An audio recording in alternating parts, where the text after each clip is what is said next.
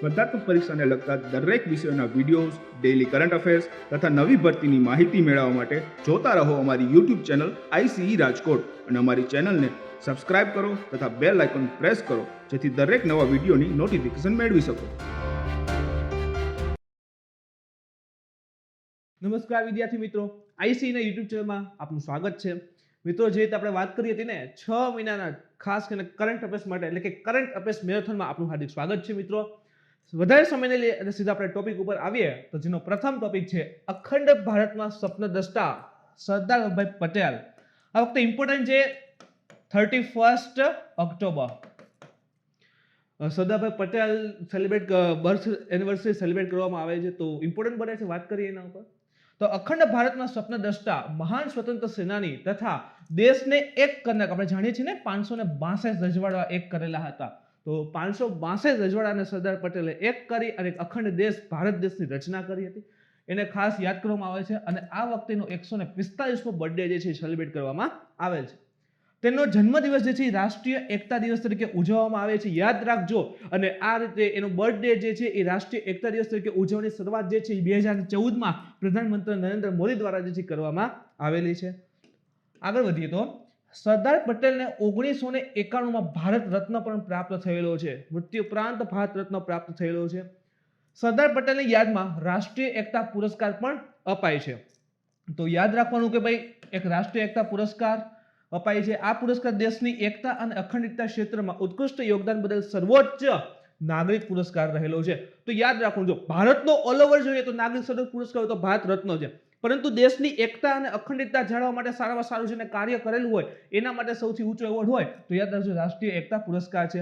આ પુરસ્કાર રાષ્ટ્રપતિ દ્વારા અપાય છે. તો કોણ આપશે એ પણ ધ્યાનમાં ઇમ્પોર્ટન્ટ રાખવાનું, રાષ્ટ્રપતિ આપે છે અને તેના કોઈ રોકડ રકમ આપવામાં આવતી નથી. તો કેસ છે નહીં, એક વર્ષમાં 3 થી વધુ પુરસ્કાર આપવામાં પણ નહીં આવે. તો મેક્સિમમ 3 થી વધારે પુરસ્કાર આપવામાં આવતા નથી. પ્રધાનમંત્રીના આ વખતના 2 દિવસના ગુજરાતના પ્રવાસ ઉપર કેવડિયા ખાતે વિવિધ 17 જેટલી યોજનાઓનો શુભારંભ થયો હતો તથા 4 નવી પરિયોજનાની આધારશિલા પણ રાખેલી હતી. તો 17 ને 4 જોઈએ તો 21 જેટલી અલગ અલગ યોજના. તો શું આ 21 યોજના સમજવી જરૂર થઈ જશે? યાદ રાખજો મિત્રો, નહીં. હવે કોઈ ગાર્ડનના ઉદ્ઘાટન કર્યા હોય, કેક્ટસ પાર્કના ઉદ્ઘાટન કર્યા હોય તો કંઈ જરૂરી નથી બનતું, તો એ બધાને સ્કીપ કરી શકો છો. માત્ર મુખ્ય વસ્તુની આપણે વાત કરીએ તો એમાં એક navigation channel new Gora bridge, જો મુખ્ય વસ્તુ એક navigation channel, new Gora bridge, સરકારી quarter, busway terminal, Ekta nursery, ખેલવા માટેની એક eco tourist, tribal homestay important છે, યાદ રાખજો. આ નજીકનો જે વિસ્તાર છે ને ટ્રાઇબલ એરિયા છે, તો તેના શું કર્યું કે ભાઈ હોમસ્ટે એક પ્રકારના ઘર, જે કહીએ ને ફૂલી ફેસિલિટી ટાઈપના ઘર બનાવી દીધા એટલે ટ્રાઇબલ હોમસ્ટે. જંગલ સફારી, ચિલ્ડ્રન પાર્ક, આરોગ્ય વન, એકતા મોલ તથા કેક્ટસ ગાર્ડન અને આદર્શ ગ્રામ, આટલી વસ્તુ જે છે મેઇન રહેલી છે, જેનું ઉદ્ઘાટન જે છે પ્રધાનમંત્રીએ કરેલું હતું. પ્રધાનમંત્રી દ્વારા સરદાર સરોવર બંધ ઉપર એક ગ્લો ગાર્ડનનું ઉદ્ઘાટન કર્યું અને દેશનો પ્રથમ જે છે થીમ બેઝ ગાર્ડન રહેલો છે. તો યાદ રાખો કે પ્રથમ વખત ગ્લો ગાર્ડનનું ઉદ્ઘાટન કર્યું છે અને દેશનો પ્રથમ થીમ બેઝ ગાર્ડન ઇવન રહેલો છે. તેની સાથે સ્ટેચ્યુ ઓફ યુનિટીની વેબસાઇટ પણ લોન્ચ કરી છે અને એની ભાષા જે હિન્દી, ગુજરાતી તથા યુએનની બધી અધિકારિક ભાષામાં ઉપલબ્ધ છે. જો ઇમ્પોર્ટન્ટ સ્ટેટમેન્ટ થઈ ગયું કે શું ખાલી ગુજરાતી અથવા ભારતની ભાષામાં ઉપલબ્ધ છે? તો કે ના, હિન્દી, ગુજરાતી અને યુએનની અંતર્ગત જેટલી ભાષા ઉપલબ્ધ છે બધી ભાષામાં આ વેબસાઇટ જે છે અવેલેબલ થશે, જેથી કરીને આંતરરાષ્ટ્રીય સ્તરે ટુરિઝમ આપણું ગુજરાતનું આગળ વધી શકે. તથા કેવડિયા એપને પણ લોન્ચ કરવામાં આવી હતી. હવે મિત્રો, આ એક બીજો ટોપિક રહેલો છે. એ વખતે મેં કરંટમાં લીધેલો હતો, પ્રશ્ન પૂછીને કરંટમાંથી આપણી જે મેથડ હતી એ વખતની. તો ઓહાલી ખાદી કયા દેશની છે? એકચ્યુઅલી એટલા માટે આવ્યું કે પ્રધાનમંત્રી જે મન કી બાત આવે છે એમાંનો ઉલ્લેખ કરેલો હતો પ્રધાનમંત્રીએ, તો આપણે એ વસ્તુ પણ સ્કીપ નથી કરવી. તો ઓહાલી ખાદી જે છે એ મેક્સિકોની રહેલી છે. એક વ્યક્તિ આવ્યા હતા મેક્સિકોથી આપણા ઇન્ડિયામાં, ઘણા બધા વર્ષો સુધી ઇન્ડિયામાં રહે છે અને જે આપણી કહેવાય ને કોટન ઇન્ડસ્ટ્રી, ખાદીની બધું એના ઉપર રિસર્ચ કરે છે, પછી પોતે પાછા મેક્સિકો જાય છે અને ત્યાં આખી બધી સ્થાપના કરે છે, ખેતીવાડી કરે છે, ઇન્ડસ્ટ્રીની સ્થાપના કરે છે અને એના દ્વારા જે ખાદીનું ઉત્પાદન આવ્યું એને ઓહાલી ખાદી કીધી હતી. અને પ્રધાનમંત્રી મન કી બાતમાં ઉલ્લેખ કરેલો હતો, એટલા માટે યાદ રાખજો ઓહાલી ખાદી જે છે એ મેક્સિકોની રહેલી છે. એના પછી વાત કરીએ તો ત્રીજો ટોપિક છે બુંદી સ્થાપત્ય કલા. શા માટે ઇમ્પોર્ટન્ટ હતું? તો જે પર્યટન મંત્રાલય છે, મિનિસ્ટ્રી ઓફ ટુરિઝમ, એને તાજેતરમાં એક Bundi architecture heritage of the forgotten Rajput capital જો કેવડું મોટું નામ આવી ગયું, પણ યાદ તો રાખવું જોઈએ. બુંદી સ્થાપત્ય કલા નામ છે તે architecture heritage of the forgotten Rajput capital શીર્ષકથી દેખો અપના દેશ વેબિનાર શૃંખલાનું આયોજન કર્યું અને એમાં રાજસ્થાનના બુંદી જિલ્લા ઉપર કેન્દ્રિત હતું. તો દેખો અપના દેશ વેબિનાર એ પણ આપણા માટે ઇમ્પોર્ટન્ટ થઈ જશે, જોઈએ એના વિશે પણ. તો ભારત સરકારના પર્યટન મંત્રાલયે 14 એપ્રિલ 2020 થી શરૂઆત કરી હતી દેખો અપના દેશ. હવે વિચાર કરો, દેખો અપના દેશ એવું શીર્ષક શા માટે રાખ્યું હોય? તો ભારતની જે અમૂલ્ય વારસો છે મિત્રો, એના વિશે દરેક લોકોને માહિતી મળે એ માટે દેખો અપના દેશ વેબિનાર શૃંખલા શરૂ કરી હતી. તો ઉદ્દેશ્ય તો કે ભારતના કેટલાય ગંતવ્ય વિશે જાણકારી આપવી, સાથે જ અતુલ્ય ભારતની સંસ્કૃતિ અને વિરાસતની ઊંડાણપૂર્વકની અને વિસ્તૃત જાણકારી જે છે એ દેશના દરેક છેવાડાના વ્યક્તિ સુધી પહોંચે એવા ઉદ્દેશ સાથે ભારતે દેખો અપના દેશ વેબિનાર શૃંખલાની શરૂઆત જે છે એ કરી હતી. હવે બુંદી સ્થાપત્ય કલામાં સમાવેશ કરી હતી એ વખતે તો જોઈએ શા માટે હાઇલાઇટ હતી? તો કે બુંદી જે છે એ હાડા રાજપૂત પ્રાંતની પૂર્વવર્તી રાજધાની છે. તો યાદ રાખજો, હાડા રાજપૂતની રાજધાની હતી અને દક્ષિણ પૂર્વ રાજસ્થાનમાં પહેલા એ હળોતીના નામથી ઓળખાતી. હળોતી પછી થઈ ગઈ હાડા. બુંદીને સીડીદાર બાવડીનું શહેર કહે છે. સીડીદાર બાવડી જે છે એ આવેલી છે, આના સિવાય એને બ્લુ શહેર કહે છે અને છોટા કાશીના રૂપમાં પણ ઓળખવામાં આવે છે. એનું કારણ છે કે જે ફોર્ટ છે ને કિલ્લો, એની આસપાસ બહુ બધા મંદિરો આવેલા છે, એટલા માટે એને છોટા કાશી પણ કહેવામાં આવે છે. આ ક્ષેત્રની આસપાસ પ્રાચીન સમયમાં વિભિન્ન સ્થાનીય જનજાતિઓનું નિવાસસ્થાન હતું. એટલે આ જે ક્ષેત્ર છે બુંદી, જે કિલ્લો છે, એની આસપાસ પ્રાચીન સમયમાં ઘણી બધી જનજાતિઓ પણ સમાવેશ હતી, જેમાંની એક પરિહાર છે, મીના જનજાતિ રહેલી છે, જે મુખ્ય છે. પછીથી એટલે કે 1242માં રાવદેવ, રાજાનું નામ છે, રાવદેવ દ્વારા આના ઉપર કબજો કરી લેવામાં આવ્યો અને એના આસપાસના ક્ષેત્રનું નામ બદલી હળોતી અથવા તો હરોતી જે છે રાખી દીધું હતું. એના પછી જોઈએ સોફિયા. જો એક આનું ફૂલ ફોર્મ સોફિયા શું છે, ખાલી એટલું જ પૂછી શકાય છે. જેને આ વખતના પ્રશ્નો પૂછે છે કે ભાઈ લાસ્ટ ટાઈમ પૂછ્યો હતો કે રુસ્તમ શું છે, તો આ પ્રકારના પ્રશ્ન આવે છે કે સોફિયા શું છે? તો સોફિયાનું ફૂલ ફોર્મ થશે સ્ટ્રેટોસ્ફેરિક ઓબ્ઝર્વેટરી ફોર ઇન્ફ્રારેડ એસ્ટ્રોનોમી. જે કોનું છે? નાસાનું છે, આપણા ઈસરોનું નથી. તો જો એક એક શબ્દને સમજીને, સ્ટ્રેટોસ્ફેરિક, ટ્રોપોસ્ફિયર, સ્ટ્રેટોસ્ફિયર, પૃથ્વીના આવરણને યાદ કરો તો સૌથી નીચે આવે ટ્રોપોસ્ફિયર, જેને આપણે ક્ષોભાવરણ કહીએ છીએ. પછી આવે સ્ટ્રેટોસ્ફિયર. તો સ્ટ્રેટોસ્ફિયર ફોર ઇન્ફ્રારેડ એસ્ટ્રોનોમી એટલે કે જે પૃથ્વીના વાતાવરણનું જે બીજું લેયર છે એના ઉપર સંશોધન કાર્ય, એમાં રહી અને બ્રહ્માંડ અથવા તો એ વિસ્તારના સંશોધન કાર્યના ફોકસ માટે એક પ્રકારનું આ એક મિશન રહેલું છે. આ જે પ્લેન જે દેખાય છે ને એનું નામ સોફિયા છે. એક જમાનામાં પ્લેન હતું, પછી બધું સીટ બીટ કાઢી નાખ્યું અને અંદર બધા ઇન્સ્ટ્રુમેન્ટ ફિટ કરી દીધા. જો આ રડાર ને બધું આવેલું છે, તો ટેલિસ્કોપ ને બધું આમાં છે અને આ ઉડે છે અને બધા ઉપર રિસર્ચ જે છે એ કરે. તો સોફિયા દ્વારા પ્રથમ વખત માહિતી મળી કે ચંદ્રની જે સૂર્ય તરફની સપાટી છે એના ઉપર પાણી છે. હવે જો થોડા દિવસ પહેલા મેં કરંટમાં પણ લીધું હતું કે ભાઈ ચંદ્ર અને પૃથ્વી લગભગ એક સરખી સ્પીડમાં ફરે, ઇન શોર્ટ કે સામે આવીને ફરતા હોય, સમાનતા રહેલી છે. તો હંમેશા આપણે ચંદ્ર ઉપર છે ને, આપણે પૃથ્વી ઉપરથી ચંદ્રને જોઈએ તો એક જ સપાટી દેખાય, બીજી સૂર્ય સમક્ષની સપાટી દેખાતી નથી હોતી, જ્યાં અંધારું રહેતું હોય. તો સૂર્ય તરફની જે સપાટી છે ને એના ઉપર પાણી હોવાની શક્યતા જે છે મળી હતી.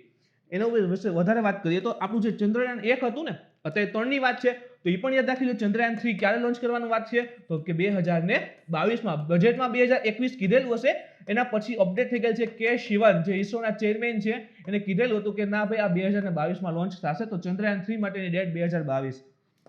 આપણે ચંદ્રયાન 1 ઉપરની પાછી વાત કરીએ તો ચંદ્રયાન 1 દ્વારા ચંદ્રના અંધકારમાં રહેતા ભાગ, વાત કરીને કે એક ભાગ જે છે હંમેશા અંધાર તરફ રહેશે, આપણે અહીંથી જોશું તો ચંદ્રના અંધકારમાં રહેતા ભાગ ઉપર પાણી હોવાની માહિતી છે ને અપાઈ હતી અને એ જ માહિતીનો ઉપયોગ કરી સોફ્ટવેર પણ કહેવાય ને કન્ફર્મ કર્યું કે હા ભાઈ ચંદ્રની એક સપાટી છે જે અંધારું જે છે ત્યાં જે છે પાણી હોવાની શક્યતા કેવી છે? વધારે છે. અને આ મિશન કોનું? તો કે નાસાનું. તો ઈસરો અને નાસા એના બેય અવલોકન આપ્યું ને સરખા આવ્યા, એટલા માટે જે અવલોકન આપ્યું સોફિયાથી આપ્યું હતું, એટલે સોફિયા જે છે ઇમ્પોર્ટન્ટ થઈ ગયું છે. એના પછી જોઈએ તો સૌથી ઇમ્પોર્ટન્ટ પોઈન્ટ છે મિત્રો, 2 સ્ટાર કરું છું, 3 સ્ટાર આપી દો. ઇમ્પોર્ટન્ટ છે કારણ કે ઇન્ડસ વેલી સિવિલાઇઝેશન, સિંધુ સભ્યતાની અંતર્ગત પ્રથમ વખત ડેરીના ઉત્પાદનના સાક્ષ્યો જે છે એ મળેલા છે. તો ઇમ્પોર્ટન્ટ તો સાબિત થશે. તો કે ઈસવીસન પૂર્વે 2500 એટલે કે શું છે? ઈસવીસન પૂર્વે 2500માં સિંધુ ઘાટી સભ્યતામાં ડેરી ઉત્પાદન પ્રચલિત હોવાના સાક્ષ્ય જે છે એ મળેલા છે. ઇવન પ્રથમ વખત વૈજ્ઞાનિકોને મળ્યા. પછી ક્રોસ કરેલું તો યાદ આવી, ક્રોસ કરેલું અલગ અલગ C14 કાર્બન ડેટિંગ મેથડથી તો કન્ફર્મ થઈ ગયું કે ઓકે આ દૂધના અવશેષ જ રહેલા છે અને હાલ સુધીના ડેરી ઉત્પાદનના પ્રાચીનતમ જ્ઞાન હોવાનું પ્રમાણ રહેલું છે. ક્યાં મળ્યું? તો યાદ રાખજો ગુજરાતના કોટડા ભાદલી જે કોટડા ભાદડી છે તે વિસ્તારમાં જે છે ભાઈ આ દૂધના અવશેષ જે IVC ની અંતર્ગત એને પ્રાપ્ત થયા છે. તો એ વિસ્તારને યાદ રાખજો. એની અંદર શું થયું કે માટીના જે વાસણો હોય જેમ કે અહીંયા જો આ પ્રકારના માટીના વાસણો આવેલા હતા. તો આવા ઘણા બધા વાસણો ભેગા કર્યા અને એની અંદરની સપાટી એક એ વખતે દૂધ ભરતા હશે તો અંદરની સપાટીમાં ક્યાંક ને ક્યાંક એના પોઈન્ટ રહી ગયા હોય તો એ પોઈન્ટ મળ્યા અને એના આધારે જે છે ભાઈ નક્કી થયું કે હા ભાઈ એ સમયે પણ દૂધનો ઉપયોગ જે છે એ થતો. અધ્યયન કરેલા 59 નમૂના એમાંથી 22 માંથી ડેરી લિપિસની હાજરી જોવા મળી. તો આ પ્રકારે છે ને 59 જેટલા નમૂના હતા અને એમાંથી અંદાજિત 29 માં તો એની પાકી જે સાબિતી પણ મળી ગઈ. હવે નવીનતમ અદ્યતન પ્રાપ્ત મુખ્ય નિષ્કર્ષ. હવે ઓલરેડી આ પ્રાપ્ત થઈ ગયું કે ચલો ઓકે દૂધનો ઉપયોગ તો થતો પણ કાંઈક તો નિષ્કર્ષ હશે એની વાત કરીએ. તો નિષ્કર્ષના આધારે માહિતી મળી કે ભારતમાં ડેરી ઉત્પાદન આશરે 3000 વર્ષ ઈસવીસન પૂર્વે શરૂ થયું હતું અને સિંધુ ઘાટી સભ્યતાને જીવિત રાખવા માટેનું એક કારક પણ હોઈ શકે છે. ઇવન એટલા માટે પણ ઇમ્પોર્ટન્ટ છે કે ખાલી ને ખાલી સિંધુ સભ્યતામાં માત્ર દૂધનો પોતાના નિજી ઉપયોગ માટે નહીં પરંતુ ટ્રેડિંગ તરીકે પણ ઉપયોગ થઈ શકેલ છે એવા પણ એના અવશેષ જે છે હાજી જે છે મળેલ છે.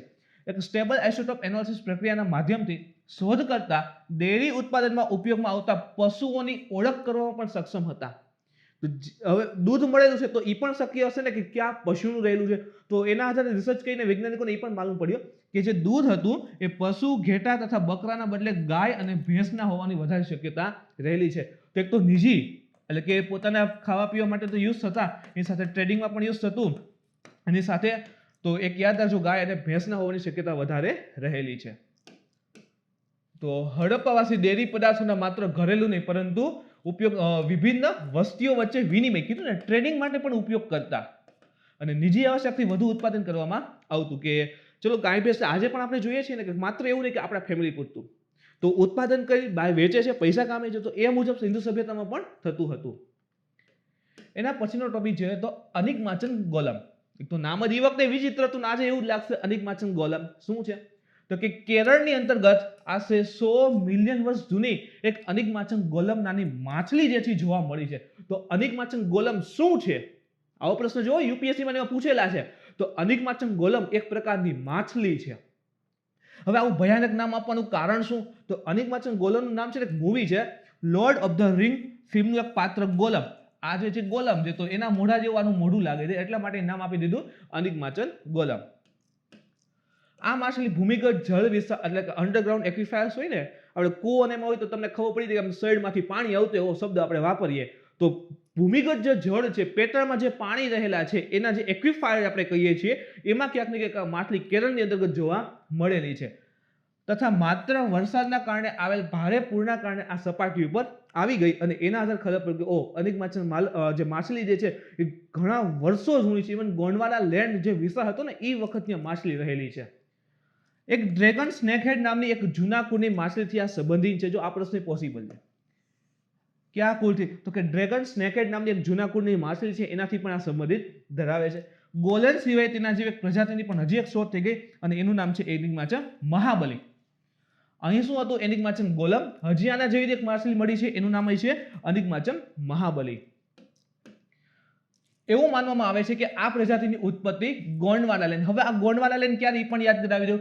આજે આપણે જોઈએ તો 7 ખંડ છે પણ એક જમાનો હતો ખંડનો કે જ્યારે એક જ ખંડ હતો નામ હતું એનું પેન્જિયા અને સમુદ્ર એક જ હતો પેન્થાલાસા. પછી શું થઈ છે તો કે એક મહાન એક ભાગ હતો પેન્જિયા કરીને એક જ મહાન ખંડ હતો એનું 2 ભાગ થયા. એકનું નામ છે લોરેશિયા અને એકનું નામ છે ગોંડવાના લેન્ડ. તો આ ગોંડવાના લેન્ડ પછી તૂટે છે એમાંથી ભારતની બને છે. તો વિચાર કરો કે જ્યારે ભારતની એની ઉત્પત્તિ નહોતી જ્યારે અલગ ખંડ નહોતા બન્યા એ વખતની આ માછલી રહેલી છે.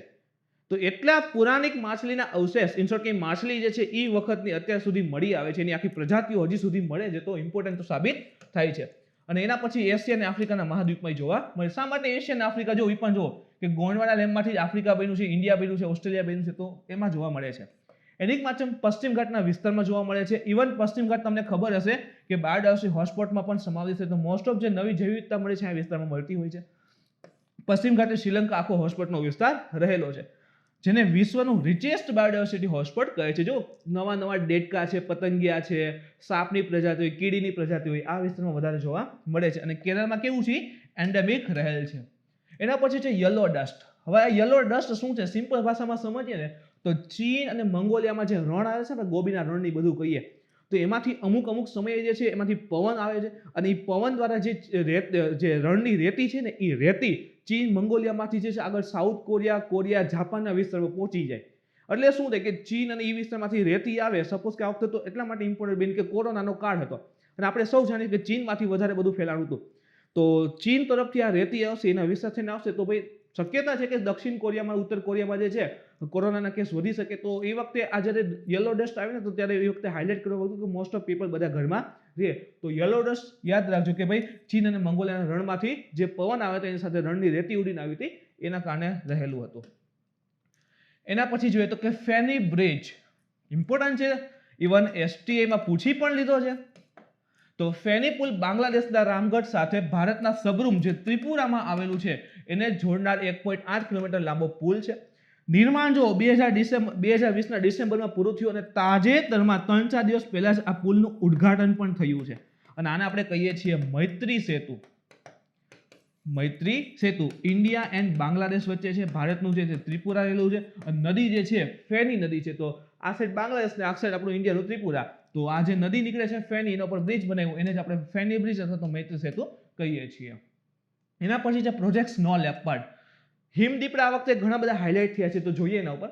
તો દર વખતે પહેલા તો એ પણ યાદ રાખ્યો 23 ઓક્ટોબર છે એને ઇન્ટરનેશનલ સ્નો લેપર્ડ ડે તરીકે ઉજવવામાં આવે છે. શા માટે એ દિવસ એની પણ આપણે વાત કરીશું. સ્નો લેપર્ડ રેન્જના 12 દેશ, રેન્જના 12 દેશ એનો મતલબ એમ કે જ્યાં આ 12 દેશની અંદર સ્નો લેપર્ડ હિમદીપડો જે છે વધારે જોવા મળે. જેમ કે અફઘાનિસ્તાન છે, ચીન, ભારત, પાકિસ્તાન, કિર્ગિઝ, ગણરાજ્ય મંગોલિયા, નેપાળ, પાકિસ્તાન, રશિયા અને ઉઝબેકિસ્તાન. તો આ રાજ્યની અંદર આ દેશની અંતર્ગત જે છે હિમદીપડા સ્નો લેપર્ડ જે છે વધારે જોવા મળે છે. ઇન શોર્ટ કે ભાઈ હિમાલયનો વિસ્તાર હશે ત્યાં આ ખાસ કરીને જોવા મળતા હશે. હવે આના સંરક્ષણ ખાલી આ 12 દેશનો જે રેન્જ રહેલી છે એમાં વધારે જોવા મળે છે ઊંચાઈ ઉપર હોય. એવું નહીં કે આપણે હિમાલય જઈને 30 પાસે મળશે. 2 થી 3 કિલોમીટર ઊંચાઈવાળા વિસ્તાર ઉપર સ્નો લેપર્ડ જોવા મળે છે. એનું સંરક્ષણ કરવું ખાસ જરૂરી બને છે. તો એના સંરક્ષણ સંબંધિત એક બિશ્કેક ઘોષણા થઈ હતી, એના ઉપર બધા દેશે હસ્તાક્ષર કર્યા જ્યાં પણ હિમદીપડો જોવા મળે છે. અને એ જે હસ્તાક્ષર થયા હતા ને એ દિવસ હતો 23 ઓક્ટોબર. તો 2013ની અંતર્ગત 23 ઓક્ટોબરે બિશ્કેક ઘોષણા ઉપર ભાઈ બધાએ સાઇન કરી કે ઓકે અમે હિમદીપડા સંરક્ષણ માટે વાત કરશું, એના ઉપર બચાવની કાર્યયોજના લાગશું. અને તે દિવસથી 23 ઓક્ટોબરને ઇન્ટરનેશનલ સ્નો લેપર્ડ ડે તરીકે ઉજવવામાં આવે છે. દિવસ ઉપર આ વખતે ભારતે આ દિવસ ઉપર જે છે એક લેપર્ડના સંરક્ષણ હેતુ એક સામુદાયિક સ્વયંસેવી કાર્યક્રમનું નામ છે હિમાલ સંરક્ષણ શરૂ કરેલો છે. તો યાદ રાખજો કે ભારતે ઇન્ટરનેશનલ સ્નો લેપર્ડ દિવસ પર હિમાલ સંરક્ષણ નામનો કાર્યક્રમ જે છે હિમદીપડાના સંરક્ષણ માટે શરૂ કરેલો છે. ભારત સરકારે પ્રોજેક્ટ સ્નો લેપર્ડના માધ્યમથી સ્નો લેપર્ડ અને જે રહેણાંક જગ્યા છે, નિવાસસ્થાન છે, એનું સંરક્ષણ કરી રહી છે. ખાસ કરીને જો જે કહેવાય ને કે હિમવાળા વિસ્તાર, બરફ વિસ્તાર, અને એ પણ 2 થી 3 કિલોમીટર ઊંચાઈ ઉપર જોવા મળે છે. તો એની જે વિસ્તાર છે એના રહેણાંક જગ્યા છે એનું સંરક્ષણ કરવું ખૂબ જરૂરી છે. એટલા માટે ભારત ઓલરેડી સ્નો લેપર્ડ માટેનો પ્રોજેક્ટ જે છે એ ચલાવે છે. 2013થી India global snow leopard and ecosystem projection, જેને આપણે GSLEP કહીએ છીએ, એનું પણ સદસ્ય અથવા આ કાર્યક્રમમાં ભાગ લે છે. સ્નો લેપર્ડના સંરક્ષણ માટે ભારતે 3 મોટી જગ્યાને ચિહ્નિત કરી છે કે જ્યાં સૌથી વધારે ભારતમાં સ્નો લેપર્ડ મળે છે. યાદ રાખજો, ખૂબ ઇમ્પોર્ટન્ટ છે મિત્રો. આગળની RF બધીમાં એન્વાયરમેન્ટ માટે આ ખૂબ અગત્યનો ટોપિક સાબિત થશે. જેમ કે લદ્દાખ છે અને હિમાચલ પ્રદેશ છે. તો લદ્દાખમાં જે છે હેમિસ અને હિમાચલ પ્રદેશમાં સ્પીતિ, આપણે કહે ને લાહુલ સ્પીતિ, તો એ વિસ્તારમાં છે. ઉત્તરાખંડમાં ગંગોત્રી અને નંદાદેવી વિસ્તાર છે. નંદાદેવી તો એમ પણ હાઇલાઇટ છે ક્લાઉડ બસ્ટિંગ કારણે, જે કહેવાય ને ગ્લેશિયર બસ્ટિંગ, જે હિમ નદીનો વિસ્તાર તૂટીને પડ્યો હતો ને, તો ગ્લેશિયર બસ્ટિંગ એને કહેવાય છે. અને સિક્કિમની અંતર્ગત જે વિસ્તાર છે એનું નામ છે ખંચેનજોંગા અને અરુણાચલ પ્રદેશમાં છે તવાંગ. તો આ 6 વિસ્તાર ખાસ ઇમ્પોર્ટન્ટ યાદ રાખજો. લદ્દાખમાં હેમિસ, હિમાચલ પ્રદેશમાં સ્પીતિ, ઉત્તરાખંડમાં ગંગોત્રી, નંદાદેવી, સિક્કિમમાં જે છે ખંચેનજોંગા અને અરુણાચલ પ્રદેશમાં તવાંગ. ઇવન તવાંગને આસામ ઘાટીનું પ્રવેશદ્વાર પણ કહે છે, અરુણાચલ પ્રદેશમાં આવેલ છે. એના પછી જોઈએ આઈનસ કવરત્તી. તો ભારતીય સેના પ્રમુખ જનરલ MM નરવણે દ્વારા the last of the 4 indigenously build, indigenous એટલે શું થાય કે સ્વદેશી રીતે ડેવલપ કરેલ છે એન્ટી સબમરીન વોરફેર. તો તમે જોઈ શકો છો એન્ટી સબમરીન, તો સબમરીન એને વિરોધ કરી શકે, ટાર્ગેટિંગ કરી શકે. અને સ્ટીલ્થ કોવરેટ, સ્ટીલ્થ છુપાવવાની પણ સારી શક્તિ છે, એટલે કે ઝડપથી રડારમાં નહીં આવે એ પ્રકારની કોવરેટ જે છે એને વિશાખાપટ્ટનમના નેવલ ડોકયાર્ડ ખાતે કમિશન કરેલ છે. તો આઈએનએસ કવરત્તી યાદ રાખજો. આઈએનએસ કવરત્તી P-31 ભારતીય નૌસેનાના પ્રોજેક્ટ 28 અંતર્ગત બનાવેલ છે. તો પ્રોજેક્ટ યાદ રાખવાનો કયો પ્રોજેક્ટ છે, તો પ્રોજેક્ટ 28. આ રીતે પ્રોજેક્ટ 75 પણ ચાલે છે. એ જે છે એ સબમરીન માટે જે આપણે ઓલરેડી 2-3 દિવસ પહેલા જ કરંટમાં લીધેલું હતું. પ્રોજેક્ટ 75 અંતર્ગત અલગ અલગ જે 6 સબમરીન બનાવવાની છે એની વાત કરેલી હતી. તેનું નિર્માણ ગાર્ડન રીચ શિપ બિલ્ડર અને એન્જિનિયર્સ કોલકાતા દ્વારા થયેલ છે. તો જો લદ્દાખમાં પૂછેલું હતું ને કે લદ્દાખમાં ભાઈ જે પેટ્રોલિંગ માટે જે શિપ બનાવવામાં આવશે, વહાણ બનાવવામાં આવશે, એ કોણ બનાવશે? એ સ્ટેમ આપણે કને જીપીએસસી પ્રશ્ન પૂછ્યો તો યાદ રાખવાનું કે અત્યારે જે આઈએનએસ કવરત્તી છે એ garden rich ship builder and engineers Kolkata ખાતે આવેલ છે, જે એના દ્વારા નિર્માણ થશે. આઈએનએસ કવરત્તી લીપ ફોરવર્ડ છે, એટલે કે એને આગળ રાખી એને યુદ્ધ કરી શકાય એવી છે. એટલે કે એની સાથે જ એનું 90% કન્ટેન્ટ જે છે જેમાંથી બનેલી છે એ ભારતમાંથી મેળવી અને ઉપયોગ કરેલ છે. તો આઈએનએસ કવરત્તી માટે જે પણ મટીરિયલ યુઝ કરે છે એમાંથી 90% ઇન્ડિયામાંથી જ મેળવેલું છે. બીજી વસ્તુ લીપ ફોરવર્ડ છે, આગળ રાખીને પણ યુદ્ધમાં કામ કરાવી શકાય છે. આ યુદ્ધ જહાજ જે છે પરમાણુ, રાસાયણિક અને જૈવિક યુદ્ધ સ્થિતિમાં લડવા માટે સક્ષમ છે.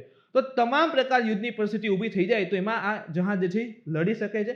અને એ સાથે એમાં સ્વદેશી અત્યાધુનિક ઉપકરણો અને પ્રણાલીથી પણ સુસજ્જિત છે. તો જે પણ નવી નેવી આપણી મિસાઇલ બનાવે છે, નવી ટેકનોલોજી ડેવલપ કરે છે, એ બધાથી સુસજ્જિત છે તથા ટોટલી ગમે તે પ્રકારના યુદ્ધમાં એ આગળ રહીને કાર્ય કરી શકે એ પ્રકારની છે.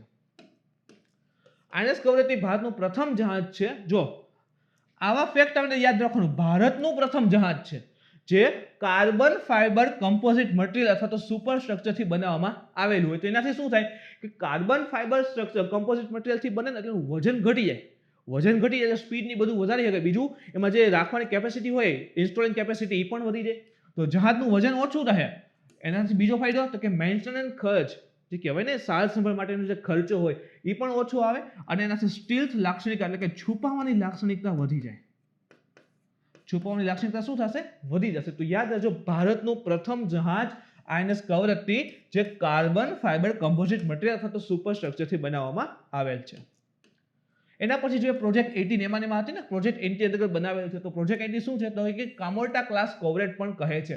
પ્રોજેક્ટ 20 અંતર્ગત જે પણ શિપ બનાવવામાં આવશે એને કામોર્ટા ક્લાસ કોવરેટ પણ કહેશે. પ્રોજેક્ટમાં 4 એન્ટી સબમરીન વોરફેર કોરવેટ બનાવવાના હતા. એનું નિર્માણ તો આપણે જો Garden rich ship builder engineers જે કોલકાતા ખાતે આવેલ છે તે બનાવશે.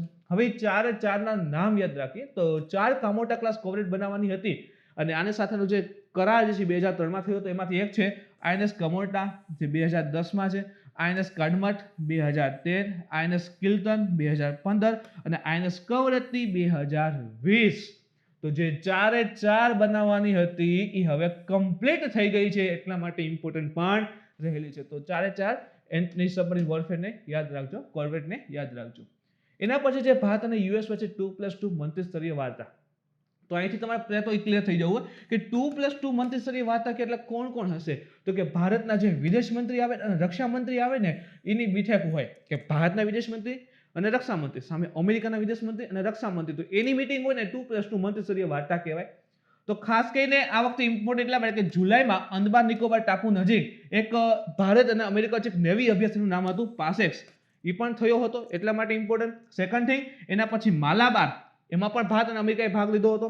અને તથા યુએસએ $20 બિલિયન થી વધુ ડિફેન્સ સેલ ભારતને આપી છે.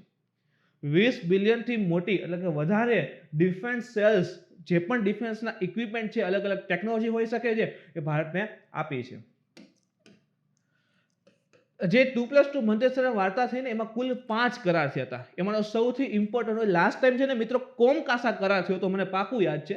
જીપીએસસી ની હતું એને થોડા દિવસ પહેલા, અને જીપીએસસી માં કોમકાસા કરાર વ્યવસ્થિત પૂછેલો હતો. આ વખતે એક ચોથો એવો જ કરાર છે, બેકા કરાર જે છે થયો છે. સેકન્ડ છે અર્થ ઓબ્ઝર્વેશન માટેની વાત છે. ત્રીજું છે global centre for nuclear energy પાર્ટનરશિપની વાત છે. ચોથું છે ઇલેક્ટ્રોનિક એક્સચેન્જીસ ઓફ કસ્ટમ ડેટાની વાત છે. પાંચમું છે આયુષ મંત્રાલય અને અમેરિકાના સ્વાસ્થ્ય વિભાગ વચ્ચે આયુર્વેદમાં જે છે સહયોગ સંબંધિત કરાર. તો બધામાં ઇમ્પોર્ટન્ટ તમે જો ને તો સૌથી વધારે ઇમ્પોર્ટન્ટ બેકા થશે. તો ભારત અને યુએસ વચ્ચેના કરારની વાત કરીએ, થોડાક બેકગ્રાઉન્ડમાં પણ જોઈએ તો અગાઉ મેં તમને કીધા 3 થઈ ગયા છે અને ચોથો કરાર છે. તો પ્રથમ જે છે તે જીસોમિયા કહેવાય છે ને, એટલે કે general security of military information agreement 2002માં થયો હતો. એના પછી જે લેમુઆ કરાર કહેવાય છે, લેમુઆ એટલે કે logistic exchange memorandum of agreement 2016. હવે આમાં શું થાય કે લોજિસ્ટિક એક્સચેન્જ જો એટલે કે સપોઝ કે અમેરિકાનું જહાજ આપણે પાસે આવે અથવા આપણું જહાજ ત્યાં જાય છે તો શું થશે કે એને રક્ષા ઉપકરણ સિવાય એમ કે અમારે થોડું ગન જોઈએ છે, બોમ્બ જોઈએ છે, તો એવું ના મળે. બાકી તમામ પ્રકારની સુવિધા, ચાહે પછી હોસ્પિટલ હોય, ફૂડ હોય, પેટ્રોલિયમ, તો એ બધી સુવિધા પૂરી પાડવામાં આવે. તો લેમુઆ. એના પછી કોમકાસા, તો કે કોમ્યુનિકેશન કમ્પેબિલિટી એન્ડ સિક્યોરિટી એગ્રીમેન્ટ 2018માં થયો હતો. લેમોઆનું મૂળ નામ મિલિટરી લોજિસ્ટિક્સ એન્ડ કોમર્સ છે, પણ મૂળ સિક્યોરિટી કોમ્યુનિકેશન પણ રહેલું છે. એના પછી જે સૌથી છેલ્લે હમણાં થયું એનું નામ છે BECA, basic exchange and cooperation agreement. Basic exchange and cooperation agreement. વાત કરીએ એના ઉપર તો જીઓસ્પેશિયલ ઇન્ટેલિજન્સ અને મેપ વિશેની માહિતી શેર કરશે અને સેટેલાઇટ ઇમેજને શેર કરશે. જીઓસ્પેશિયલ ઇન્ટેલિજન્સ જે પણ મિલિટરીને લઈને ઇન્ફોર્મેશન લઈ છે, સેન્સિટિવ ઇન્ફોર્મેશન છે. સપોઝ કે કાલે ઉઠીને ચીન આપણા બોર્ડર વિસ્તારમાં ઘૂસપેઠ કરે છે અને અમેરિકાના સેટેલાઇટમાં હાઇલાઇટ થઈ છે, તો એ સેટેલાઇટ ઇમેજ ઇન્ડિયા સાથે શેર કરશે. તો જે પણ ઇન્ટેલિજન્સ રહી છે, સેટેલાઇટ ઇમેજ છે, એ ઇન્ડિયા સાથે શેર કરી શકાશે. જીઓસ્પેશિયલ ઇન્ટેલિજન્સ દ્વારા મિલિટરી વચ્ચેની માહિતીની પણ આપ-લે થશે. એકબીજાને એક્સરસાઇઝ અથવા તો કાંઈ ખાસ ટેકનોલોજી ડેવલપમેન્ટ હોય તો એ પણ આપ-લે થશે. અમેરિકાની સાપેક્ષમાં ભારતને વધારે ફાયદો થશે. શા માટે? કે ભારત નજીકના ક્ષેત્રના જે ટોપોગ્રાફિક એન્ડ એરોનોટિકલ માહિતી મેળવી શકશે અને નેવિગેશન તથા ટાર્ગેટિંગ સરળ બનશે. ઘણી વખત શું થાય છે, જો આપણે જે ટોપોગ્રાફીની વાત કરતા જે પર્વતની શ્રેણી આવેલી છે ને, તો શું થાય કે ભાઈ સામેવાળા દેશ એનો ફાયદો ઉઠાવે છે, તો એનાથી એને કહેવાય કે નુકસાન આપણે આપવું હોય, ફાયદો લઈ જાય છે, એને હવે બંધ કરવું હોય તો યુએસ આપણને સારી રીતે મદદરૂપ થઈ શકશે. શેના દ્વારા? તો બેકા કરાર દ્વારા. જે પણ જીઓસ્પેશિયલ ઇન્ટેલિજન્સની ઇન્ફોર્મેશન રહી છે, આના સિવાય સેટેલાઇટ ડેટા છે, એ આપણી સાથે શેર કરશે તો ઓટોમેટિક આપણી જે ટોપોગ્રાફીની બધી માહિતી જે છે આપણને મળશે. ચલો આપણા વિસ્તારમાંથી છુપાઈને બીજા દેશમાં જઈને સંતાય છે અમેરિકા પાસે, એ પણ અમેરિકાનું સેટેલાઇટ એના વિશે પણ માહિતી આપણને આપશે. તો કહેવાય ને કે ઇન્ડિયા જે છે એ વધારે ફાયદામાં રહેશે. બેકામાં જે અત્યંત સંવેદનશીલ અને ક્લાસિફાઈડ માહિતી હશે તેની વહેંચણી થશે. હવે એમ નહીં કે હા અમારા આર્મીમાં નવી ગન આવી છે તો તમે જોઈ જાઓ, એવું નહીં. અત્યંત ખૂબ જ વધારે સેન્સિટિવ ઇન્ફોર્મેશન હશે તો જ શેર થતી હશે. આ પ્રકારની માહિતી લીક ન થાય એ માટે સાયબર સેફટી પણ ધ્યાનમાં લેવામાં આવશે. એ તો જુઓ અત્યારે તો ડિજિટલ જમાનો જ છે, તો ખાસ કરીને ડેટા લીક ન થાય એનું તો ધ્યાન રાખવામાં તો આવશે જ. આંતરરાષ્ટ્રીય રણનીતિમાં જમીની માહિતી સાથે જ સાયબર સ્ટ્રેટેજી અને સાયબર સિક્યોરિટીનું મહત્વ પણ ખૂબ જ વધારે વધી રહ્યું છે. કહેવાય ને હવે ડિજિટલ વોર થઈ રહ્યા છે મિત્રો, એવો શબ્દ વાપરી શકાય. શા માટે? આજકાલ જુઓ આપણા સોફ્ટવેરમાં એમાં અલગ અલગ દેશો જે છે વાયરસ એન્ટર કરાવે છે, ડેટા ચોરે છે, સિસ્ટમ આખી ક્રેક કરે છે. જેમ કે જો થોડા સમય પહેલા એવું હતું ને કે યાહુ અથવા તો જે જીમેલ છે ઘણા બધા કહેવાય કે ભાઈ ક્રોસ થઈ ગયા હતા, ચેક થઈ ગયા હતા. તો આ પ્રકારના તમે જુઓ તો હવે સાયબર એટેક થઈ રહ્યા છે, ડિજિટલ એટેક થઈ રહ્યા છે, તો ખાસ કરીને એને પણ કંટ્રોલ કરવામાં આ મદદરૂપ સાબિત થશે. એના પછી જોઈએ તો આંતરરાષ્ટ્રીય શ્રમ સંગઠન ILO. ભારતે 35 વર્ષ પછી ILO ની અંતર્ગત ગવર્નિંગ બોડીની અધ્યક્ષતા કરી છે. તો જો 35 વર્ષે એ જે ગવર્નિંગ બોડી આવે એમાં અધ્યક્ષતા કરવાનો ભારતને ફાયદો મળ્યો છે. ઇવન કે હવે ભારતને ચાન્સ મળ્યો છે, એટલા માટે ઇમ્પોર્ટન્ટ બન્યું હતું. શ્રમ અને રોજગાર સચિવ જે શ્રી અપૂર્વા ચંદ્રા જે છે ઓક્ટોબર 2020 થી જૂન 2021 માટે જે ILO છે ઇન્ટરનેશનલ લેબર ઓર્ગેનાઇઝેશન, એની ગવર્નિંગ બોડીના અધ્યક્ષના રૂપમાં પસંદ કરાયા છે. હવે ILO ની ગવર્નિંગ બોડી પર વાત કરીએ તો ગવર્નિંગ બોડી ILO ની ટોચની કાર્યકારી બોડી છે, જે કહેવાય ને કે આખા વિશ્વમાં જે પણ શ્રમિકો રહેલા છે એના માટે અલગ અલગ નીતિઓ, કાર્યક્રમ, એના એજન્ડા, બજેટ વગેરે નિર્ધારિત કરે છે અને મહાનિદેશકને ચૂંટવાનું પણ કાર્ય કરે છે. તો ખાસ કરીને જો આપણે પણ હવે આવ્યું હતું ને થોડા સમય પહેલા કે ભાઈ જે પણ શ્રમિક વર્ગ રહેલો છે એના માટે કેટલી કલાકનું કાર્ય હોવું જોઈએ, કેટલી ઓવરટાઈમ આપવો જોઈએ. તો આ પ્રકારના આપણા દેશમાં જેમ ડિસિઝન લેવાય છે, આખા વિશ્વ લેવલના ડિસિઝન માટે આ ગવર્નિંગ બોડી ખૂબ જ ઇમ્પોર્ટન્ટ સાબિત થતી હોય છે. તેની સ્વિટ્ઝરલેન્ડના જીનેવા ખાતે વર્ષમાં 3 વખત ખાલી બેઠક થાય છે. ILO વિશે ડીપમાં માહિતી મેળવીએ તો ILO ની સ્થાપના પ્રથમ વિશ્વયુદ્ધ પછી 1914 થી 1918, તો જ્યારે પ્રથમ વિશ્વયુદ્ધ પૂરું થઈ જાય છે પછી ખબર છે કે વિશ્વમાં શાંતિ સ્થાપવા માટે લીગ ઓફ નેશનની સ્થાપના થઈ છે, પણ એક સમય પછી એ પણ કેન્સલ થઈ જાય. તો લીગ ઓફ નેશનની એક એજન્સીના રૂપમાં ILO ની સ્થાપના જે છે કરવામાં આવી હતી. તેને વર્ષ 1919માં વર્સાઈની જે સંધિ થઈ હતી ને, રશિયાવાળું યાદ કરજો મિત્રો, વર્સાઈની સંધિ દ્વારા સ્થાપિત કરેલી છે. 1946માં 45માં બને છે UN યુનાઇટેડ નેશન. તો કે 1946માં ILO જે છે એ UN ની પ્રથમ વિશિષ્ટ એજન્સી બની ગયું. 1969માં ILO ને નોબેલ શાંતિ પુરસ્કાર આપવામાં આવેલો છે.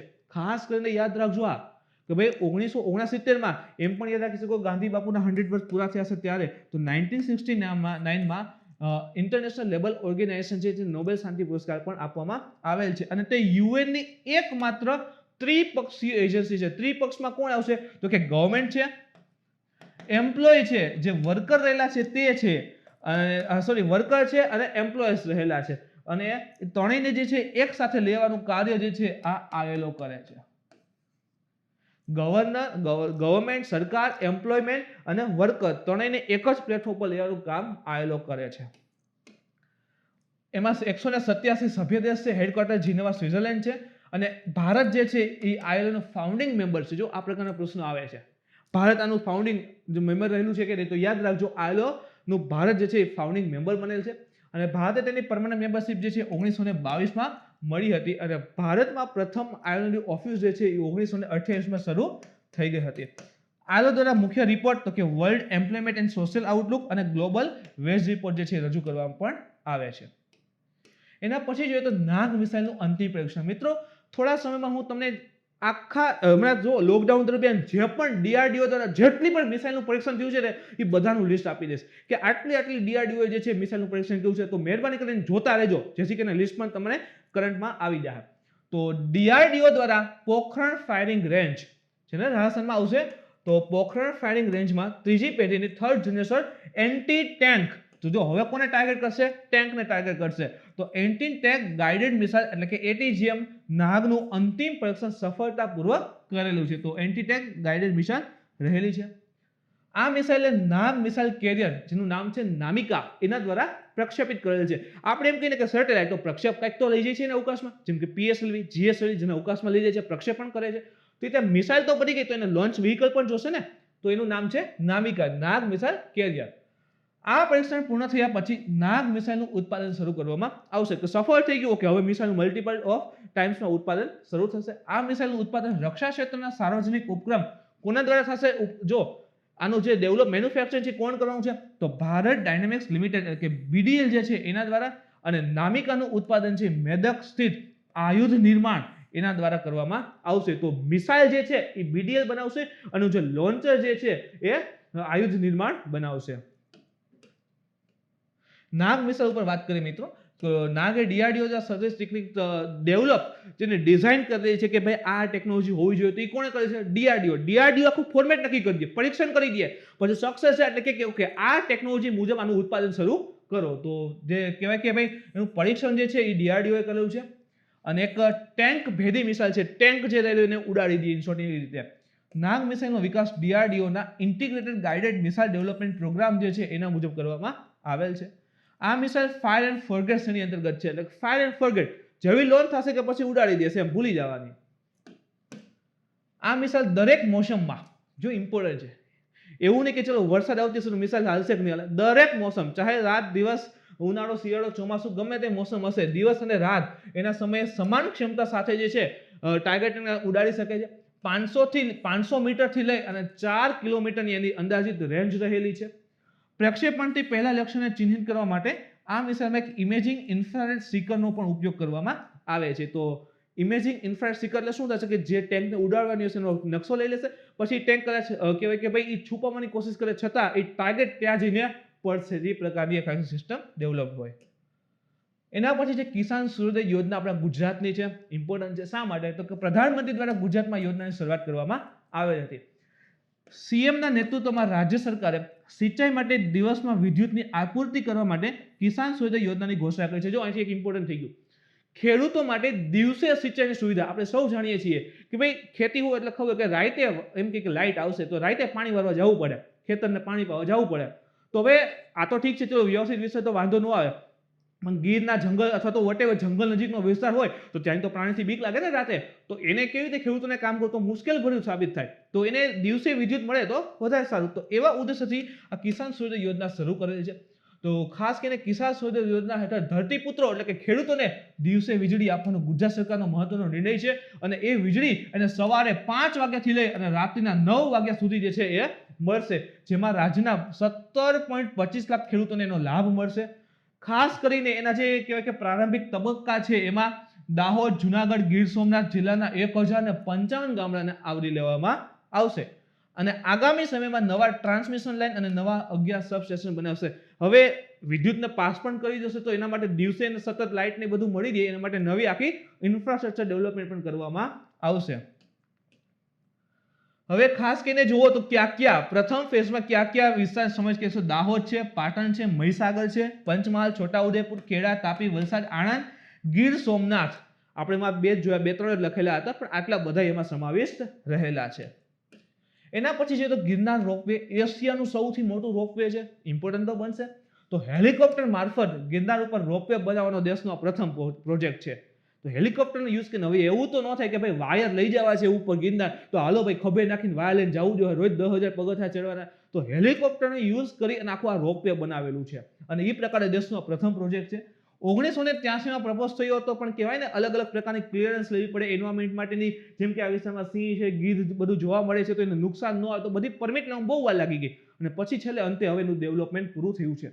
એશિયાનો સૌથી મોટો રોપવે પ્રોજેક્ટ પણ એ જ રહેલો છે. લંબાઈ જોવો તો 2320 મીટર છે. ઠીક છે, જીપીએસસીમાં તો આવું આવવાના ચાન્સીસ ઓછા છે, પણ હા ક્લાસ 3 માટે આ ઇમ્પોર્ટન્ટ ખાસ બની શકે છે. કેટલા કિલોમીટર લાંબુ છે? તો 2320 એટલે કે 2.320 કિલોમીટર.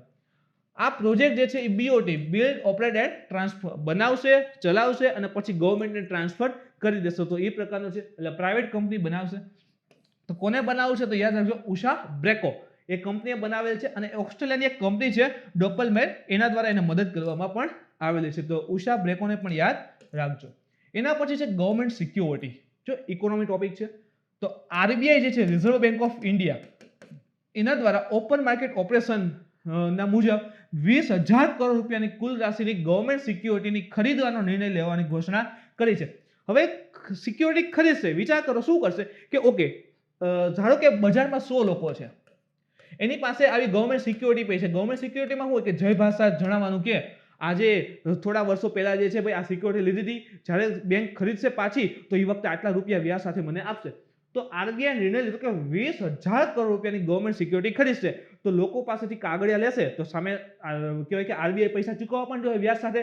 તો વિચાર કરો, બજારમાં પૈસા આવે છે, બજારમાં પૈસા આવે એટલે ક્યાંક ને ક્યાંક ઇન્વેસ્ટમેન્ટ થશે, બજાર સ્ટ્રોંગ થશે. તો COVID-19 ને કારણે જે ઇન્ડિયાની ઇકોનોમી ઊભી રહી ગઈ હતી, જે પાછળ હટી ગઈ હતી, હવે માર્કેટમાં પૈસા આવશે તો પાછી સ્ટ્રોંગ જશે. તો એવા ઉદ્દેશથી ગવર્મેન્ટ જે ગવર્મેન્ટ સિક્યોરિટી જે છે એ ખરીદવાનો આરબીઆઈ નિર્ણય લીધેલો હતો. તો કેન્દ્ર સરકાર અને રાજ્ય સરકાર દ્વારા આ પ્રકારની ટ્રેડેબલ ઇન્સ્ટ્રુમેન્ટ જે છે એ જાહેર થતા હોય છે. વિશેષતા શું હોય છે આ પ્રકારની સિક્યોરિટીની? તો કે સિક્યોરિટી શોર્ટ ટર્મ, જેમ કે ટ્રેઝરી બિલ, એ શોર્ટ ટર્મ હોય, એટલે કે 1 વર્ષથી ઓછા સમયની મૂળ પરિપક્વતા સાથે, એટલે એની મૂળ કિંમતને પ્લસ વ્યાજ એમાં આવી જાય. એક તો શોર્ટ ટર્મ આવશે, સેકન્ડ આવશે લોંગ ટર્મ, જેમ કે ગવર્મેન્ટ બોન્ડ આવે, ડોટેડ સિક્યોરિટી આવે. તો 1 વર્ષ અથવા વધુ સમયની મૂળ પરિપક્વતા સાથે. તો આ બંને પ્રકારની સિક્યોરિટી જે છે એક શોર્ટ ટર્મ અને લોંગ ટર્મ ગવર્મેન્ટ જાહેર કરતી હોય છે. કેન્દ્ર સરકાર માત્ર બોન્ડ અથવા તો ડેપ્ટ ઇન્સ્ટ્રુમેન્ટ જાહેર કરી શકે છે, જ્યારે સ્ટેટ જે છે ડેવલપમેન્ટ સ્ટેટ લેવલે હશે તેને શું કહેવાય? Development loan. ઇવન હજી આની ઉપર એડ કહી દઉં મિત્રો, જે મ્યુનિસિપલ આવે ને મહાનગરપાલિકાની, તો ઇવન એ પણ આ પ્રકારના બોન્ડ જાહેર કરી શકે છે, જે મુની બોન્ડ કહેવાય છે. યાદ રાખજો, મ્યુનિસિપલ બોન્ડ, મુની બોન્ડ. એટલે કે શું કહે કે મ્યુનિસિપલ છે એ બજારમાં પૈસા, એને પૈસા જોતા હશે તો બજારમાં શું કરશે? આ પ્રકારના બોન્ડ જાહેર કરે, કે જે ભાષા લખવાનું કે આજે તમે મને 100 રૂપિયા આપો અને બોન્ડ ખરીદો, 10 વર્ષ પછી હું તમને 10% સાથે પાછા આપીશ. તો શું કરશે કે ભાઈ લોકો પૈસા દેશે, એટલે કે બોન્ડ ખરીદશે, લોકો પાસે બોન્ડ આવ્યા અને સામે મ્યુનિસિપલ પાસે પૈસા આવશે, તો મ્યુનિસિપલ જે છે રોકાણ કરી શકશે, અલગ અલગ ઇન્ફ્રાસ્ટ્રક્ચરના પ્રોજેક્ટ કમ્પ્લીટ કરી શકે. 10 વર્ષ પછી જે છે, જેવી એ બોન્ડની ડેટ પૂરી થઈ જશે કે તરત જ મ્યુનિસિપલ પાછા એ બોન્ડ ખરીદશે અને લોકોને વ્યાજ સાથેના પૈસા આપી દેશે. તે સરકાર દ્વારા જાહેર થતા હોવાથી તેને ડિફોલ્ટ થવાનો ભય ન હોય, ઉઠી જવાનો ભય ન હોય. હવે આ સરકાર જાહેર કરે છે આ પ્રકારના બોન્ડ, તો સરકાર ઉઠી જાય એવું આમાં હોતું નથી, કારણ કે હવે એમ થાય કે સરકાર તો ઉઠી પણ જાય ના મિત્રો, બીજી ગવર્મેન્ટ આવશે ને પાછું પે કરવાનું જરૂરી બનતું હોય છે. તો ગિલ્ટ એજ ઇન્સ્ટ્રુમેન્ટ એટલે કે જોખમ મુક્ત સુરક્ષિત ઉપકરણ હોય છે. ફોરેન પોર્ટફોલિયો ઇન્વેસ્ટર એફપીઆઈ, એને પણ સમય ઉપર નિર્ધારિત સીમાની ગવર્મેન્ટ સિક્યોરિટી બજારના ભાગીદારી હેતુ અનુમતિ દેવામાં આવી છે. તો એફપીઆઈ પણ અમુક લિમિટની અંતર્ગત જે છે અમુક ટાઈમ માટે ગવર્મેન્ટ સિક્યોરિટી ખરીદી શકે છે. એના પછી જોઈએ તો લાઈફ ઇન મિનિએચર પરિયોજના શા માટે ઇમ્પોર્ટન્ટ છે? તો તાજેતરમાં કેન્દ્રીય સંસ્કૃતિ અને પર્યટન રાજ્યમંત્રી સ્વતંત્ર પ્રભાર લાઈફ ઇન મિનિએચર પરિયોજનાની શરૂઆત જે છે કરવામાં આવી છે. જોઈએ શું છે? તો આ પરિયોજનાને ન્યૂ દિલ્હી સ્થિત રાષ્ટ્રીય સંગ્રહાલય, જે નેશનલ મ્યુઝિયમ છે ન્યૂ દિલ્હીમાં, એના દ્વારા અને કેન્દ્રીય સંસ્કૃતિ મંત્રાલય અને ગૂગલ આર્ટ એન્ડ કલ્ચરના સહયોગથી શરૂ કરેલ છે. તો ન્યૂ દિલ્હી સ્થિત જે નેશનલ મ્યુઝિયમ છે તે, બીજું કેન્દ્રીય સંસ્કૃતિ મંત્રાલય અને ગૂગલ આર્ટ એન્ડ કલ્ચર, આ ત્રણેયના સહયોગથી જે લાઈફ ઇન મિનિએચર પરિયોજના છે શરૂ કરેલ છે. આ ભાગીદારી ક્યારે તો 2011માં કરવામાં આવી હતી. તો 2011માં ભાગીદારી કરી હતી અને અત્યારે યોજના જે શરૂ કરેલી છે. આમાં શું છે કે વિશ્વના લોકો રાષ્ટ્રીય સંગ્રહાલય ન્યૂ દિલ્હી ખાતે આવેલ છે તેને બહુ બધા લઘુચિત્રોને ગૂગલ આર્ટ એન્ડ કલ્ચર એપથી જોઈ શકશે. તો દરેક વ્યક્તિ કઈ મ્યુઝિયમ આવીને જોઈ શકે એવું તો પોસિબલ નથી. તો કેમ હમણાં આપણે જોયું કે ભાઈ દેખો અપના વેબિનાર શૃંખલા છે ને, દેખો અપના દેશ વેબિનાર, તો એ મુજબ ગૂગલની એપ્લિકેશન છે એમાં તમામ પ્રકારની આ જે કહેવાય ને કે મ્યુઝિયમમાં જે લઘુચિત્ર આવેલા છે એમાં અપલોડ કરે અને જે તે વ્યક્તિ એપ્લિકેશનમાં આ લઘુચિત્રનો બધું જોઈ અને મ્યુઝિયમ વિશેની માહિતી મેળવી શકે. તો લાઈફ ઇન મિનિએચર એ પ્રકારની પરિયોજના સાબિત થશે. એમાં ઓગમેન્ટેડ રિયાલિટી, પછી હાઈ ડેફિનેશન કેમેરા, એવી જે નવી નવી ડિજિટલ ટેકનોલોજી છે એનો પણ યુઝ કરેલો છે. એના પછીનો ટોપિક જોઈએ તો કોવિડ એપ ટેસ્ટિંગ. જો COVID-19માં જે અલગ અલગ ટેસ્ટિંગ હતી એ પણ ધીરે ધીરે કરંટમાં આવતી જશે. તો એક છે Covid app.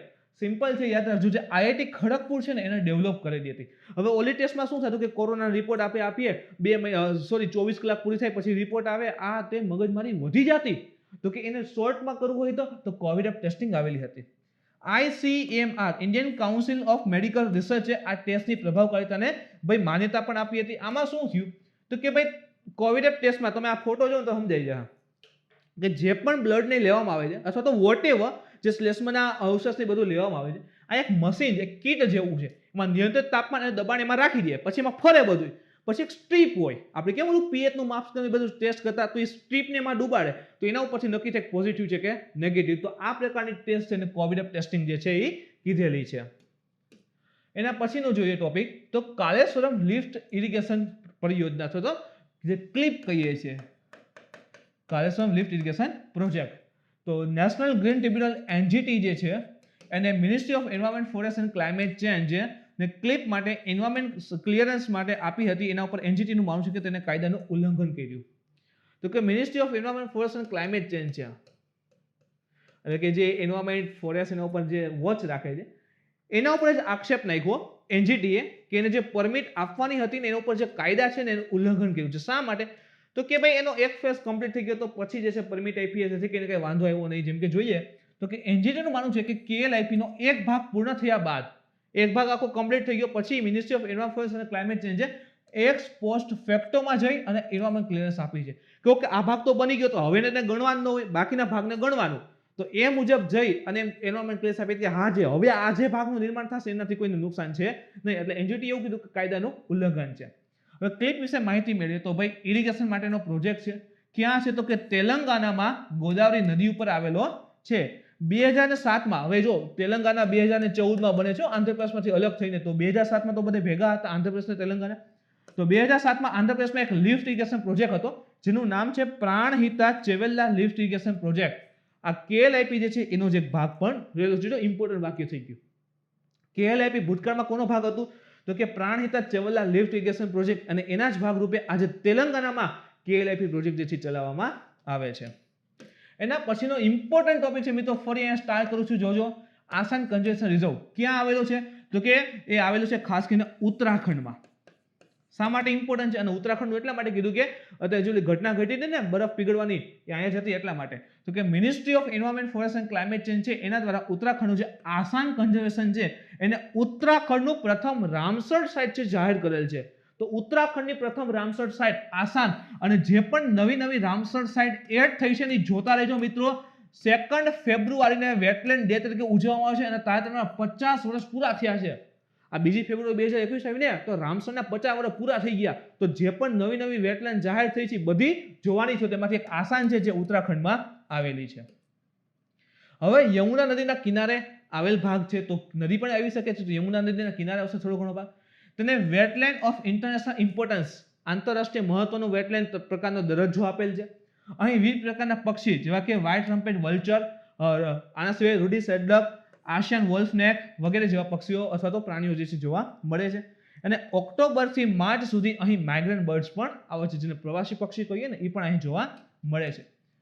Ramsar convention on wetland 1971, જો 1971, આજે 2021, તો 50 વર્ષથી પૂરા થઈ ગયા છે. તો આ જે રામસર કન્વેન્શન ઓન વેટલેન્ડ છે એક ઇન્ટરગવર્નમેન્ટલ ટ્રીટી રહેલી છે. ઉદ્દેશ્ય તો કે જેટલા પણ વેટલેન્ડ છે અથવા તો રિસોર્સિસ રહેલા છે તેને સુરક્ષિત કરવા તથા તેના આંતરરાષ્ટ્રીય સહયોગથી તેમને સાહિત્ય સુરક્ષિત કરવા. વેટલેન્ડ એટલે શું થાય પ્રશ્ન એક પણ થઈ શકે છે, જેમ કે દલદલીય કાદવ કીચડનો મોટો વિસ્તાર સતત પાણી ભરેલું હોય તો એમાં જૈવિકતા વધારે હોય છે. મોટો વિસ્તાર, પછી ખાબોચીને એમ કે ઓ આ તો વેટલેન્ડ ના, મોટો વિસ્તાર હોય, કાદવ કીચડ હોય, પાણી ભરેલું હોય, જ્યાં જૈવિકતા વધારે હોય તો એને વેટલેન્ડ જાહેર થતા હોય છે. તો એની સુરક્ષા આપવા માટેનો આ રામસર કન્વેન્શન રહેલું છે. તથા તે એક્શન પ્લાન બનાવે છે, જેથી કોઈ રિસોર્સમાં નુકસાન થવાની સંભાવના હોય તો તેના ઉપર વ્યવસ્થિત એક્શન લઈ શકાય. તો બચાવવા માટે એક એક્શન પ્લાન પણ તૈયાર કરે છે. એક મિત્રો એની અંદર એક નવો ટોપિક છે, ધ્યાન રાખજો, એક છે મોન્ટ્રેક્સ રેકોર્ડ. જો 50 વર્ષ પૂરા થાય છે એટલે લેવું પડશે મોન્ટ્રેક્સ રેકોર્ડ. આ શું હોય છે? તો કે આંતરરાષ્ટ્રીય મહત્વ ધરાવતા જે પણ રામસર હોય ને એનો જે એક ભાગ હોય, અને એવી રામસર સાઇટ જે કોઈ પણ પ્રકારના કાર્યવિધિના લીધે ઇકોલોજીકલી ચેન્જીસથી લડી રહેલી હોય, આસપાસ જે પણ નજીક વિસ્તાર છે, જે પણ કહેવાય ને કે નેગેટિવ ઇફેક્ટ આવવાની શક્યતા હોય એના ઉપર, એની સામે સાઇટ લડતી હોય તો એને બચાવવા માટે એક મોન્ટ્રેક્સ રેકોર્ડ છે. અને ભારતમાં જે છે એ 2 મોન્ટ્રેક્સ રેકોર્ડ છે માત્ર. એક છે કેલાવદેવ રાષ્ટ્રીય ઉદ્યાન જે રાજસ્થાનમાં છે, અને એક છે લોકતક સરોવર જે મણિપુરમાં આવેલ છે. તો એને પણ યાદ રાખજો. એના પછી છે ઓસિરિસ રેક્સ. શું છે? તો કે ઓસિરિસ રેક્સ પહેલા તો ઈસરોનું નથી, નાસાનું મિશન છે, અને ટૂંક સમયમાં એક લઘુગ્રહ છે એની સપાટી પર ઉતરી અને એ લઘુગ્રહના ખડકો છે એના પર પરીક્ષણ કરવાનું છે, નમૂના ભેગા કરવાનું છે. મુખ્ય બિંદુ જોઈએ તો ઓસિરિસ રેક્સ યુએસએનું પ્રથમ લઘુગ્રહ સેમ્પલ રિટર્ન મિશન છે. જો લઘુગ્રહ સેમ્પલ રિટર્ન, લઘુગ્રહની સપાટી પર ઉતરશે, ત્યાંથી બધું ભેગું કરશે, જમીનનો જે પણ માછડો છે અને પાછું પૃથ્વી પર આવશે. તો લઘુગ્રહ સેમ્પલ રિટર્ન મિશન છે, જેનો ઉદ્દેશ્ય તો વૈજ્ઞાનિક અભ્યાસ માટે લઘુગ્રહના નમૂના ભેગા કરીને પૃથ્વી પર લઈ આવવાનું છે. શા માટે ઇમ્પોર્ટન્ટ થાય? તો સપોઝ કે વિચાર કરો, લઘુગ્રહની માહિતી મળી આપણને, એનો જમીનનો અનુભવ કર્યો, એક્સપેરિમેન્ટ કર્યા, અવલોકન કર્યા, એ પૃથ્વીને સમકક્ષ મળ્યા, તો એનો મતલબ શું થયો કે બંનેની જે ઉત્પત્તિ છે એ લગભગ એક જ સિદ્ધાંતના આધારે થયેલી છે. હવે જે લઘુગ્રહ ઉપર ઉતરે છે નામ છે લઘુગ્રહ 2 નું, એના ઉપર એ ઓસિરિસ એક્સ છે જે ઉતરવાનું છે. તો અંતરિક્ષ 63,000 માઇલ પ્રતિ કલાકની ઝડપથી અંતરિક્ષમાં ફરી રહેલા જે લઘુગ્રહ 2 નું છે એની સપાટીને સ્પર્શ કરશે. આ લઘુગ્રહને 1999 RQ-36 થી પણ ઓળખવામાં આવે છે. એનો કોડ રહેલો છે.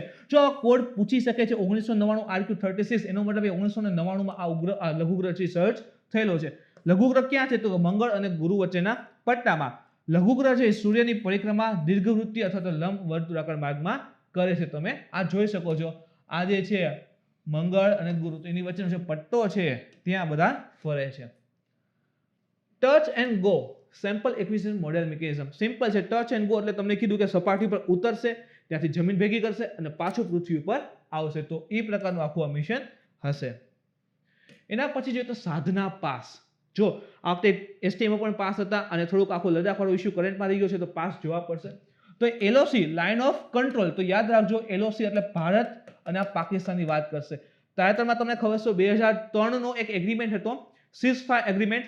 એના ઉપર ઇન્ડિયા અને પાકિસ્તાન બંને સહમતિ આપી છે અને જે કહેવાય ને કે બોર્ડર ઉપર ગોળીબાર થતો હતો એને સ્ટોપ કરી દીધો છે. તો ઇમ્પોર્ટન્ટ છે એના લઈને પણ. તો કે એલઓસી ઉપર નશીલા પદાર્થોની તસ્કરીને રોકવા માટે એક અર્ધસૈનિક બળ આસામ રાઇફલની 9 રાઇફલ વુમેન્સ જુલાઈ 2020 કુપડવાડા તંગધાર રાજમાર્ગ ઉપર સાધના પાસ જે આવેલો છે ત્યાં રાખવામાં આવેલ છે. તો એટલા માટે ઇમ્પોર્ટન્ટ થયા હતા કે તસ્કરી, જે પણ નશીલા પદાર્થની તસ્કરીને રોકવા માટે આ પાસ ઉપર વુમેન્સ રાઇફલ, આસામ વુમેન્સ રાઇફલને હાજર કરી હતી. સાધના પાસ ખાસ કરીને ક્યાં આવશે? તો કે જમ્મુ અને કાશ્મીર કેન્દ્ર શાસિતમાં છે. એને નાસ્તાચૂન પાસ તરીકે પણ ઓળખવામાં આવે છે. તે હિમાલયન કરનાલ જિલ્લાને કાશ્મીર ઘાટીથી જોડે છે અને કઈ પર્વતમાળામાં છે? તો શમશીબ્રી પર્વતમાળા શૃંખલાનો ભાગ છે. તમે જોઈ શકો એસટીમાં આ મુજબ જ પ્રશ્નો આવેલા હતા. તો શમશીબ્રી પર્વતમાળાનો ભાગ છે. એના પછી જોઈએ તો ભારતનો પ્રથમ મલ્ટી મોડેલ લોજિસ્ટિક પાર્ક ક્યાં બનશે? તો યાદ રાખો આસામના જોગીધાપામાં, જે બ્રહ્મપુત્ર નદીના કિનારે આવેલ છે. તો જોગીધાપા આસામમાં દેશનો પ્રથમ મલ્ટી મોડેલ લોજિસ્ટિક પાર્ક. હવે એ પણ શબ્દ સમજીએ કે MMLP શું હોય. મલ્ટી મોડેલ લોજિસ્ટિક, લોજિક એટલે જે પણ વસ્તુની હેરફેર થતું હોય તો એના હેરફેર માટેની જે પણ સુવિધાઓ જરૂરી છે. મલ્ટી મોડેલ લોજિસ્ટિક વસ્તુઓના સપોર્ટિંગ માટે તો એને ટોટલી પ્રકારની કનેક્ટિવિટી આપે, ચાહે પછી જળમાર્ગ હોય, હવાઈ માર્ગ હોય કે સ્થળ માર્ગ હોય, તો અને રેલવે બધા દ્વારા એને જોડવામાં આવતા હોય છે. તો ભારતનો પ્રથમ મલ્ટી મોડેલ લોજિસ્ટિક પાર્ક આસામના જોગીધાપામાં. એ પણ યાદ રાખો ભારતનો સૌથી મોટો મલ્ટી મોડેલ લોજિસ્ટિક પાર્ક આપણા ગુજરાતના સાણંદ ખાતે બનશે. અંદાજિત 50,000 કરોડનો એગ્રીમેન્ટ થયો છે અને કાર્ગો પ્રકારનો છે, એટલે કાર્ગો પ્લેન 6 કિલોમીટર રનવે પણ એમાં સમાવેશ હશે. તો 693.97 કરોડના ખર્ચે બનતા આ પાર્કમાં લોકોને હવાઈ, સડક, રેલ અને જળમાર્ગની કનેક્ટિવિટી મળશે. વિકાસ કોણ કરશે? તો ભારત સરકાર એક મહત્વાકાંક્ષી એજન્સી છે ભારત માલા પરિયોજનાના મુજબ આનું ડેવલપમેન્ટ કરશે. આનું નિર્માણનું પ્રથમ ચરણ જે છે 2023માં તો પૂરું પણ થઈ જશે.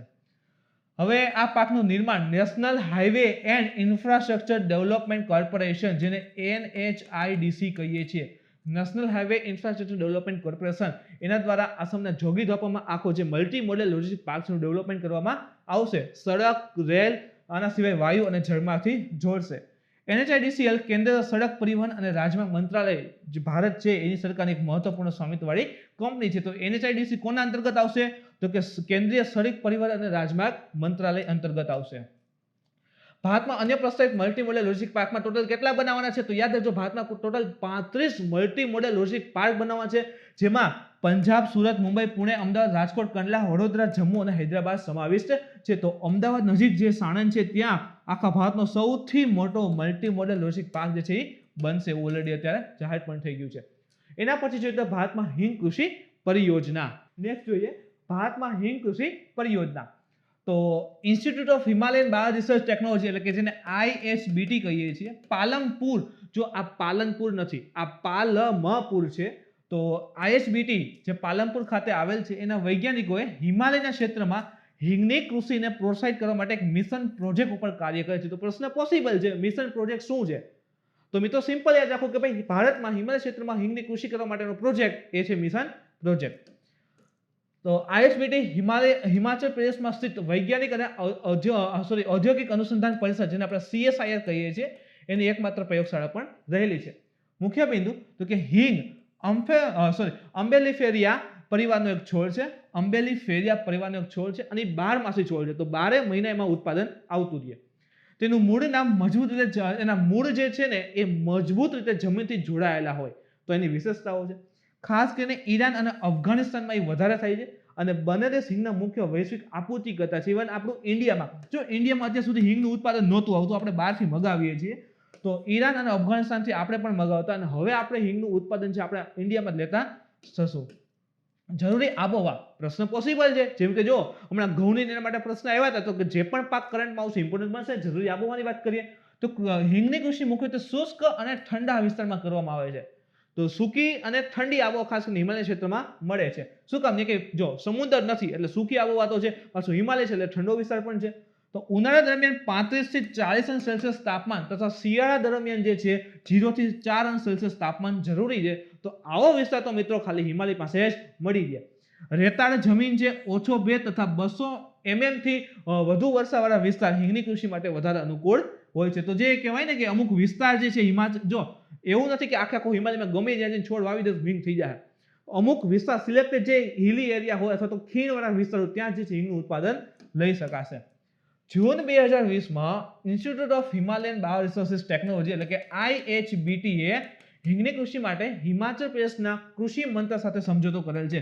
તો IHBT એ હિમાચલ પ્રદેશનું જે કૃષિ મંત્રાલય છે એની સાથે હિંગના ઉત્પાદન માટે કરાર કર્યો અને જેની અંતર્ગત લાહુલ સ્પીતિ ઘાટી જે છે એમાં 4 સ્થાનની ઓળખ કરી કે જ્યાં હિંગની ઉત્પાદન લઈ શકાય છે અને ટોટલ 7 ખેડૂતોને આ હિંગના બીજ જે છે એ આપવામાં આવેલા છે.